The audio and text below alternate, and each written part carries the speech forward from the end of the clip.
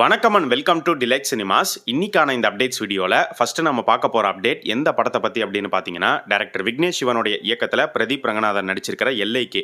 So எல்ஐகே வந்து December 18 release அப்படிங்கிறத movie team confirm பண்ணியிருந்தாங்க. ஸோ அடுத்த வாரம் படம் ரிலீஸ் ஆக போது. இப்போ வரைக்குமே பெருசாக ப்ரொமோஷன்ஸ் எதுவுமே ஸ்டார்ட் பண்ண மாதிரியே தெரியலையே அப்படின்னு பார்க்கும்போது, இன்னைக்கு கிடச்சிருக்கிற நியூஸ் என்ன அப்படின்னு பார்த்தீங்கன்னா, படம் டிசம்பர் 18 வரப்போகிறது கிடையாது, படம் வந்து போஸ்ட்பாண்ட் ஆக போகுது அப்படிங்கிற மாதிரி நியூஸ் வந்திருக்கு. என்ன ரீசன் அப்படின்னு பார்க்கும்போது, இந்த எல்ஐகே படத்தோடைய ஓடிடி அண்ட் சேட்டலைட் ரைட்ஸ் வந்து இன்னுமே செல் பண்ண மாதிரி தெரியல. விற்கலனாலும் பரவாயில்ல, பிளான் பண்ணபடி டிசம்பர் 18 கொண்டு வந்துடலாம் அப்படிங்கிற முடிவை தான் ஃபர்ஸ்ட் மூவி டீம் எடுத்திருந்தாங்க. பட் இப்போ என்ன மாற்றம் நடந்துச்சு அப்படிங்கிறது நமக்கு தெரியாது. அது மட்டும் இல்லாமல் டிசம்பர் 18 அவதார் படம் வேற தியேட்டர்ஸில் ரிலீஸ் ஆகுது. அதுவும் ஒரு காரணம். இன்னொரு முக்கிய காரணம் என்ன அப்படின்னு பார்த்தீங்கன்னா, இந்த எல்ஐகே ப்ராஜெக்டை தயாரிச்சிருக்கிற 7 ஸ்கிரீன் ஸ்டுடியோவுடைய இன்னொரு ப்ராஜெக்டான சிறை, அந்த படம் வந்து ஒரு வார கேப்ல டிசம்பர் 25 கிறிஸ்மஸ் அன்னைக்கு வந்து ரிலீஸ் ஆக போகுது. ஸோ ஒரே ப்ரொடக்ஷன் ஹவுஸோடைய 2 படங்கள் ஒரு வார கேப்ல ரிலீஸ் ஆகுது அப்படிங்கிறது வந்து நல்லது கிடையாது. மேபி இத்தனை ஃபேக்டர்ஸை யோசிச்சு கூட படத்தை வந்து போஸ்ட்பான் பண்ணலாம் அப்படிங்கிற முடிவு எடுத்திருக்கலாம். பட் இன்னும் அஃபிஷியல் கன்ஃபர்மேஷன் எதுவும் வரல, சீக்கிரமே கொடுப்பாங்க அப்படிங்கிற மாதிரி சொல்லப்படுது. சரி, எப்போ போஸ்ட்பான் ஆகுது அப்படின்னு கேட்டிங்கன்னா, அடுத்த வருஷம் ஜனவரி மாதம் வரவே முடியாது, உங்களுக்கே நல்லா தெரியும். பிப்ரவரி மாதம் இந்த படம் வந்து ஒரு லவ் ஃபிலிம் அப்படிங்கிறதுனால வேலண்டைன்ஸ் டே ஸ்பெஷலாக கொண்டு வர மாதிரி மூவி டீம் இப்போ பிளான் பண்ணிட்டு இருக்கிறதா சொல்லப்படுது. ஸோ எல்ஐகேக்கு அடுத்து பிரதீப் ரங்கநாதன் புதுசாக எந்த படத்திலும் கமிட் ஆன மாதிரி தெரியல. அடுத்து என்ன பண்ணிட்டு இருக்காரு அப்படின்னு பார்க்கும்போது, அவர் வந்து பார்த்தீங்கன்னா ஒரு ஸ்டோரி ஒன்று ரெடி பண்ணிட்டு இருக்காரு. ஸோ ஏஜிஎஸ் உடைய தயாரிப்பில் பிரதீப் ரங்கநாதன் அவரே இயக்கி நடிக்கிற மாதிரி தான் பிளான் பண்ணிட்டு இருக்காரு அப்படின்னு சொல்லப்படுது. அது வந்து ஒரு கிராண்ட் ஸ்கேல் சயின்ஸ் ஃபிக்ஷன் ப்ராஜெக்டாக இருக்கும் அப்படிங்கிற ஒரு நியூஸ் வந்திருக்கு. இப்போ நிறைய பேர் வந்து பார்த்தீங்கன்னா சயின்ஸ் ஃபிக்ஷனை நோக்கி தான் வந்து போயிட்டு இருக்காங்க. அந்த வகையில் வெங்கட் பிரபு எஸ்கே இணைகிற SK26 நம்ம ஏற்கனவே சொல்லியிருந்தோம், 2 பேருமே வந்து அமெரிக்கா போகிறாங்க அப்படின்னு. ஸோ அங்கே போயிட்டாங்க. அதுக்கான ஃபோட்டோவுமே வந்து பார்த்தீங்கன்னா வெங்கட் பிரபு அவருடைய ஸ்டோரியில் போட்டிருக்காரு. த ஃபியூச்சர் இஸ் ஹியர் அப்படின்னு போட்டு பேக் டு த ஃபியூச்சரோடைய ஒரு பேக்ரவுண்ட் ஸ்கோரை வந்து மியூசிக்காக போட்டிருக்காரு. ஸோ இதிலே வந்து மறைமுகமாக இந்த படம் ஒரு டைம் டிராவல் ஃபிலிம் அப்படிங்கிறத அவர் கன்வே பண்ணுறாரு அப்படின்னு சொல்லி ஃபேன்ஸ் எல்லாருமே சோஷியல் மீடியாவில் பேசிட்டு இருக்காங்க. கோட் படத்தில் ஜெமினி மேனுடைய சாயல் அப்படிங்கிறது இருந்தது. மாநாடு படத்தில் அ டே அப்படிங்கிற ஒரு கொரியன் படத்துடைய சாயல் இருந்துச்சு. இப்போ இந்த SK26ல எந்த டைம் டிராவலுடைய சாயல் இருக்க போகுது அப்படிங்கிறத நம்ம வெயிட் பண்ணி பார்க்கணும். ஒருவேளை இந்த ஸ்டோரியில் பேக் டு த ஃபியூச்சருடைய பிஜிஎம் அவர் ஆட் பண்ணியிருக்கிறதுனால அந்த படத்துடைய சாயல் இருக்க போதா, என்ன நடக்குது அப்படிங்கிறத பொறுமையாக பார்ப்போம். ஸோ கோட் மாதிரி இல்லாமல் மாநாடு ஸ்டைலில் வந்து எடுத்தாருன்னா ரொம்பவே நல்லா இருக்கும் அப்படின்னு நினைக்கிறேன். ஸோ கண்டிப்பாக டைம் டிராவலாக இருந்தாலும் அவருடைய ஸ்டைலில் ஃபன் எலமெண்ட்ஸ்லாம் வச்சு ஜாலியான ஒரு என்டர்டெய்னராக தான் வந்து அவர் ப்ரெசென்ட் பண்ணணும்னு நினைப்பாரு.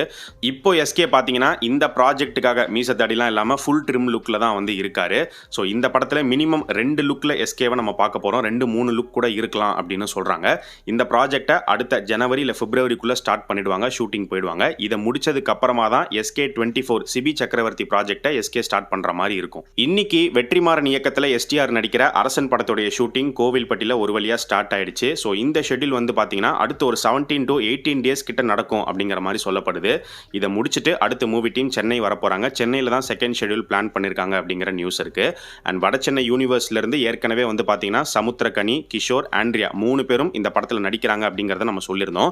இப்போ வந்திருக்கிற லேட்டஸ்ட் நியூஸ் என்ன அப்படின்னு பார்க்கும்போது, இவங்க 3 பேரை தாண்டி இன்னொரு ஒரு முக்கியமான கேரக்டர் வட சென்னை யூனிவர்ஸ்லேருந்து இந்த ப்ராஜெக்ட்குள்ளே வராங்க, நடிக்க போகிறாங்க அப்படிங்கிற நியூஸ் வந்திருக்கு. அது யார் என்ன அப்படிங்கிறது இப்போதைக்கு தெரியல, சீக்கிரமே வந்து தெரிய வரும்.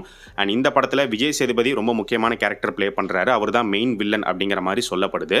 ஆக்சுவலாக நடுவில் விஜய் சேதுபதி பார்த்தீங்கன்னா ஒரு பக்கம் வில்லனா படங்கள் பண்ணிட்டு இருந்தாரு, இன்னொரு பக்கம் ஹீரோவாகவும் நடிச்சுக்கிட்டு இருந்தாரு. ஆனால் அப்படி பண்ணும்போது அவருக்கு என்ன ஆச்சு அப்படின்னு பார்த்தீங்கன்னா, அவர் எந்தெந்த படத்தில் வில்லனா கமிட் ஆனாரோ அதுக்கு ஒரு நல்ல சம்பளம் அவருக்கு கிடைச்சது. அவர் உள்ளே வந்ததுக்கு அப்புறமா அந்தந்த ப்ராஜெக்ட்டுக்கு ஒரு பெரிய ஹைப்பும் கிரியேட் ஆச்சு. எல்லாமே கரெக்டாக நடந்தது. ஆனால் அதே சமயம் இன்னொரு பக்கம் அவர் ஹீரோவாக நடித்த படங்கள் எதுவுமே பெருசாக வந்து ஆடியன்ஸ் கண்டுக்கவே இல்லை. பெரிய அளவில் ஹைப்பும் கிரியேட் ஆகலை, பிஸ்னஸும் நடக்கல, நிறைய ஃப்ளாப்ஸ் அப்படிங்கிறது கிரியேட் ஆச்சு. அதுக்கான முக்கிய காரணம் ஒரு பக்கம் ஒரு வில்லனா போயிட்டாரு அப்படிங்கிறது மட்டும் கிடையாது. வில்லன், ஹீரோ, கேமியோ, அதை தாண்டி டெலிவிஷன்லையும் அவர் அப்பியர் ஆகிறாரு. எங்கே பார்த்தாலுமே அவர் தான் இருக்காரு அப்படிங்கிறது ஒரு பெரிய டிஸ்அட்வான்டேஜாக நெகட்டிவாக தான் அவருக்கு மாறிச்சு. அதுக்கப்புறமா தான் ஒரு கட்டத்தில் முடிவெடுத்தார், இனிமேல் வில்லனா நடிக்க போகிறதில்ல, கேமியோ ரோல்ஸ் பண்ண போகிறதில்ல, வெறும் ஹீரோவாக மட்டும்தான் பண்ண போகிறேன் அப்படின்னு. இப்போ மறுபடியும் அதில் ஒரு மாற்றம் நடந்திருக்கா என்னன்னு தெரியல. ஏன்னா ஒரு பக்கம் பார்த்தீங்கன்னா இப்போ பிக் பாஸ் அப்படிங்கிறத அவர் பண்ணிட்டு தான் இருக்காரு. இப்போ அரசனில் வில்லனா நடிக்கிறாரு அப்படின்னு சொல்லப்படுது. அண்ட் இது மட்டும் இல்லாமல் இன்னொரு தெலுங்கு ப்ராஜெக்ட் தில் ராஜு தயாரிக்கிற ஒரு படம், அந்த படத்தில் வந்து விஜய் தேவர்கொண்டா, கீர்த்தி சுரேஷ் 2 பேரும் சேர்ந்து நடிக்க போறாங்க அப்படின்னு சொல்லப்படுது.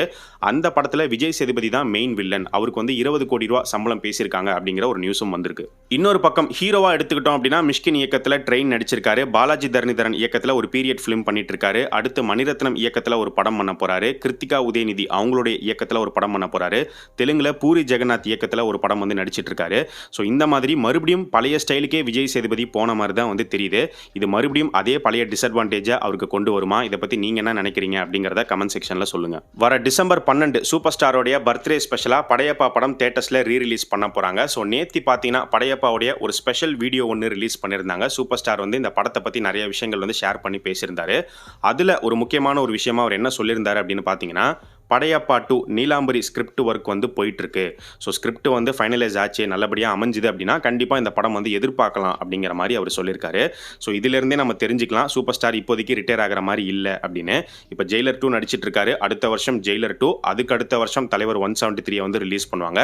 அதுக்கடுத்து ரஜினி, கமல் இவங்க 2 பேரும் சேர்ந்து நடிக்கிற மாதிரி பிளான் பண்ணியிருக்காங்க. பட் அதுக்குள்ளே அவங்க சேர்ந்து நடிக்கிற அந்த ஸ்கிரிப்ட் வந்து ஓகே ஆகணும். அது வந்து டிலே ஆச்சு அப்படின்னா அப்போ அதுக்கு நடுவில் சூப்பர் ஸ்டார் வேற ஒரு படம் பண்ணுறதுக்கு வாய்ப்புகள் இருக்குது. இப்போ இவர் படையப்பா 2ன்னு சொல்றதுனால மேபி படையப்பா 2 அதுக்கு முன்னாடியும் வரலாம், இல்ல அந்த ப்ராஜெக்ட்டுக்கு அப்புறமா கூட வரலாம். படையப்பா எடுத்துக்கிட்டோம் அப்படின்னா செமையான ஒரு கமர்ஷியல் ஃபிலிம், எல்லாருமே வந்து பார்த்துருப்போம், நிறைய பேருக்கு ரொம்ப பிடிச்ச படமாக கூட வந்து இருக்கும். ஸோ படையப்பா 2 இப்போ தேவையா அப்படின்னு கேட்டிங்கன்னா என்னை பொறுத்த வரைக்கும் நான் தேவையில்லை அப்படின்னு தான் நான் சொல்லுவேன். ஏன்னா சில படங்களை வந்து கை வைக்காமல் இருக்கிறதே நல்லது. தளபதி, பாஷா, படையப்பா இதெல்லாம் வந்து பார்த்தீங்கன்னா அப்படியே விட்டுறணும். பட் எதனால இப்போ திடீர்னு படையப்பா 2வை எடுக்கலாம் அப்படிங்கிற ஒரு முடிவுக்கு வந்திருக்காங்க அப்படிங்கிறது தெரியல. ஸோ ஒருவேளை படையப்பா 2 ஸ்கிரிப்ட் வந்து ஓகே ஆயிடுச்சு, படம் பண்ணலாம் அப்படின்னு முடிவு பண்ணிட்டாங்க அப்படின்னா யார் டைரக்ட் பண்ணுற மாதிரி இருக்கும் அப்படின்னு பார்க்கும்போது பார்ட் 1 எடுத்த KS ரவிக்குமார் கிட்ட மறுபடியும் டைரக்ஷனை சூப்பர் ஸ்டார் கொடுப்பாரா அப்படிங்கிறது சந்தேகம் தான். ஆனால் என்ன நடக்கலாம் அப்படின்னு பார்த்தீங்கன்னா இப்போ தான் வந்து ஆக்டர்ஸே வந்து டைரக்ட் பண்ணுறாங்க அப்படிங்கிறதுனால சூப்பர் ஸ்டாரே டைரக்ட் பண்ணுறதுக்கு வாய்ப்புகள் இருக்குது அப்படின்னு சொல்லப்படுது. ஆனால் சூப்பர் ஸ்டார் அவரே தனியாலாம் வந்து கண்டிப்பாக டைரக்ஷன் பண்ண முடியாது. அப்போ என்ன நடக்கலாம் அப்படின்னு பார்க்கும்போது அவருடைய டாட்டர்ஸான ஐஸ்வர்யா அண்ட் சௌந்தர்யா இவங்க 2 பேர்ல யாராவது ஒருத்தங்க இல்லை இவங்க 2 பேருமே சேர்ந்து கூட டைரக்ட் பண்றதுக்கு வாய்ப்புகள் இருக்கு அப்படிங்கிற ஒரு நியூஸ் இருக்கு. ஏன்னா படையப்பாவே பார்த்தீங்கன்னா படையப்பாவுடைய ஸ்டோரி ப்ரொடக்ஷன் ரெண்டுமே சூப்பர் ஸ்டார் தான். அப்படி இருக்கும்போது படையப்பா 2வும் அதே மாதிரி தான் வந்து நடக்கும். ஸோ படையப்பா 2 நடந்துச்சுன்னா இது வந்து ரஜினி ஃபேமிலி படமா மாறுறதுக்கு வாய்ப்புகள் இருக்கு. ஃபேமிலி படம் அப்படின்னா அவங்களே நடிச்சு அவங்களே டைரக்ட் பண்ணி அவங்களே தயாரிக்கிற படமா இருக்கும் அப்படின்னு சொல்லப்படுது. இதை பத்தி நீங்க என்ன நினைக்கிறீங்க அப்படிங்கிறத கமெண்ட் செக்ஷன்ல சொல்லுங்க. சூர்யா 47 எடுத்துக்கிட்டோம் அப்படின்னா ப்ரோமோ ஷூட் அப்படிங்கிறது ஸ்டார்ட் ஆகி போயிட்டு இருக்கு. ஆனால் சூர்யா வந்து கலந்துக்கல. அவர் நேத்தே பார்த்தீங்கன்னா ஹைதராபாத் கிளம்பி போயிட்டாரு. அவர் இல்லாம தான் ஒரு சில போர்ஷன்ஸ் வந்து ஷூட் பண்ணிட்டு இருக்காங்க. இன்னைக்கு கிடைச்சிருக்கிற லேட்டஸ்ட் அப்டேட் என்ன அப்படின்னு பார்க்கும்போது நம்ம பரிதாபங்கள் டிராவிட் வந்து பார்த்தீங்கன்னா ஒரு ஸ்டோரி போட்டிருக்காரு, சூர்யா 47 ரைட்டர்ஸ் லைஃப் அப்படின்னு. ஸோ அவர் வந்து இந்த ப்ராஜெக்ட்ல ஒர்க் பண்றேன் அப்படிங்கிறத அஃபிஷியலாக வந்து கன்ஃபார்ம் பண்ணிட்டாரு. உண்மையிலேயே சூப்பரான ஒரு நியூஸ் தான். ஆக்சுவலாக இந்த படத்தோட டைரக்டர் ஜித்து மாதவன் இதுக்கு முன்னாடி எடுத்த ஆவேசம் படத்திலே பார்த்தீங்கன்னா நடிச்சிருந்த அந்த 3 பசங்களுமே வந்து சோஷியல் மீடியாலேருந்து பிக் பண்ண பசங்க தான்.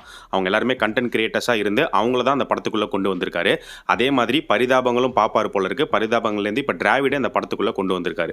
AK64 பத்தி இன்னைக்கு கிடைச்சிருக்கிற ஒரு அப்டேட் என்ன அப்படின்னு பார்த்தீங்கன்னா வர நியூ இயர் ஸ்பெஷலா AK64 அப்டேட் வந்து கண்டிப்பா நம்ம எதிர்பார்க்கலாம். படத்தோடைய டைட்டில் அனௌன்ஸ்மெண்ட் வித் ரிலீஸ் டேட்டை அனௌன்ஸ் பண்றதுக்கு வாய்ப்புகள் இருக்கு அப்படின்னு சொல்லப்படுது. ஆனால் கன்ஃபார்மா எடுத்துக்க வேண்டாம். ஏன்னா இந்த மாதிரி பலமுறை நியூஸ் வந்துருச்சு.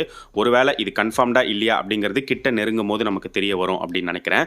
அண்ட் AK பத்தின ஒரு டாக்குமெண்ட்ரி அப்படிங்கிறது வந்து தயாராகிட்டு இருக்கு. AL விஜய் தான் அதுக்கான ஒர்க்லாம் பார்த்துக்கிட்டு இருக்காரு அப்படின்னு நம்ம சொல்லியிருந்தோம். ஸோ அந்த ஒர்க்குமே வந்து ரொம்பவே ஸ்பீடாக தான் வந்து போயிட்டு இருக்கு.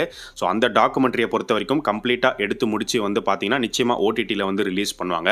அது நெட்ஃப்ளிக்ஸோ அமேசானோ ஜியோ ஹாட்ஸ்டார் யாராவது ஒருத்தங்க கண்டிப்பாக வாங்குவாங்க. எனக்கு தெரிஞ்சு நெட்ஃப்ளிக்ஸ் வாங்குறதுக்கு நிறைய வாய்ப்புகள் இருக்கு அப்படின்னு நினைக்கிறேன். இந்த டாக்குமெண்ட்ரியோடைய ரிலீஸ் பொறுத்த வரைக்கும் இப்போ தான் வந்து ஒர்க் போயிட்டு இருக்கு. ஸோ அதனால கண்டிப்பாக ஒரு பெரிய டைம் எடுக்கும். But next year May 1 AK பிறந்தநாளை முன்னிட்டு கொண்டு வரத்துக்கும் நிறைய சான்சஸ் இருக்கு அப்படின்னு சொல்லப்படுது. வெயிட் பண்ணி பார்ப்போம்.